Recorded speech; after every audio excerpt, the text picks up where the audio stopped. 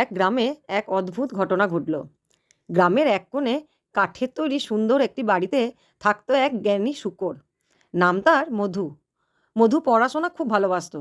সব সময় বই পড়তো, হিসাব কষতো আর গ্রামবাসীদের নানা কাজে সাহায্য করতো। মধুর দুই বন্ধু ছিল, টুকু আর পুটু নামে দুটি দুষ্টু বুদ্ধিমান বিড়াল।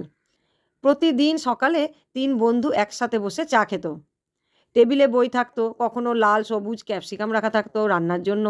মধু তাদের বলতো, দেখো, জীবনে জ্ঞানই কিন্তু সব থেকে বড় সম্পদ। টাকা পয়সা একদিন ঠিক কমে যেতে পারে, কিন্তু শিক্ষা কখনো কমে যায় না। টুকু বিড়াল জিজ্ঞাসা করলো, তাহলে আমরা কিভাবে শিখবো? মধু হেসে বলল, প্রশ্ন করলেই শেখা শুরু হয়, আর শেখার জন্য বই, অভিজ্ঞতা আর মানুষকে লক্ষ্য করা খুব জরুরি।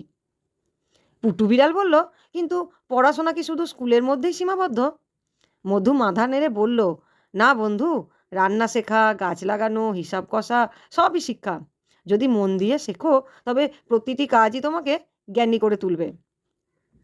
তিন বন্ধু মিলে ঠিক করলো, প্রতিদিন একটু একটু করে নতুন কিছু শেখা হবে। কেউ রান্না করবে, কেউ বই পড়বে, কেউ হিসাব কষবে। ধীরে ধীরে তারা গ্রামের সবার চোখে উদাহরণ হয়ে উঠল। মানুষ বুঝতে পারল, শিক্ষা শুধু পরীক্ষার জন্য নয়, জীবনের প্রতিটি মুহূর্তকেই সুন্দর ও সহজ করার জন্য।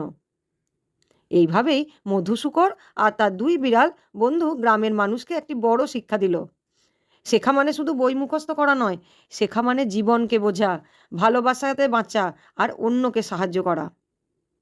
এই গল্প থেকে আমরা এই শিক্ষাই পেলাম যে জ্ঞান যেখানেই থাকুক, সে যত ছোটই হোক না কেন, তাকে গ্রহণ করলে জীবন আলোকিত হয়ে উঠবেই। আমার বলা গল্পগুলি যদি আপনাদের ভালো লাগে, তাহলে প্লিজ লাইক, শেয়ার আর সাবস্ক্রাইব করে দেবেন।